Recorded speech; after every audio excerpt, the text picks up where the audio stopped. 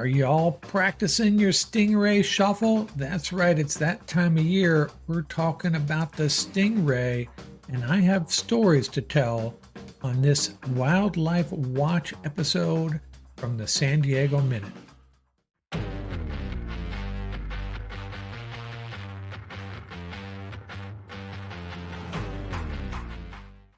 Summer is fast approaching, and we got to start thinking about stingray safety. And let me start by telling you a little story.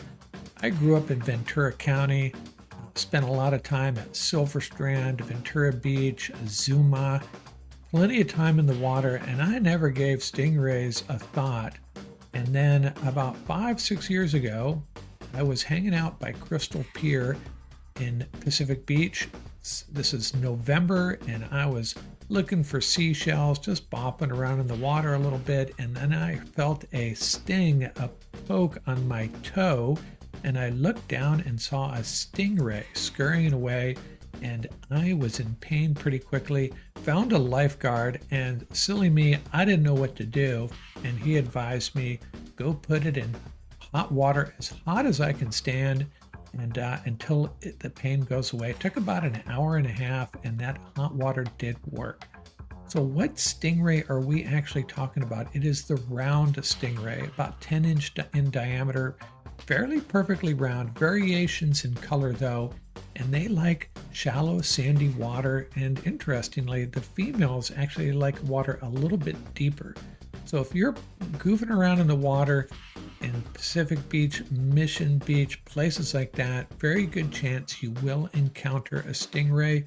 I shouldn't say a good chance, it's a possibility, and you need to be prepared. And that stingray shuffle is one way to protect yourself, moving your feet across the ground without them leaving the sand. Shuffling, pretty easy to imagine what that might be like, and that will scare the stingrays away, alert them to your presence, and reducing the risk of a sting. These round stingrays, their range is pretty much from Humboldt Bay, Northern California, down to Panama. They generally feed on crabs and worms, invertebrates and such, daytime foragers, and they'll lay in the sand, digging through the sand looking for prey, or just waiting for something edible to come along.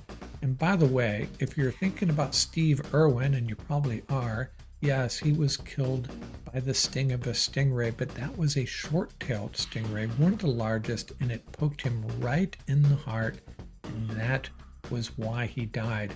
Round stingrays, they can cause some bleeding and some temporary pain, but you'll recover just fine. And one fun fact about the round stingray, the tail spine is periodically shed and replaced. For most of the year, stingrays have one spine, but at the beginning of July, small secondary spines begin to appear. The number of rays with secondary spines increases to a peak of around September and October, then declines as the primary spines fall off and are replaced, and that is completed by December.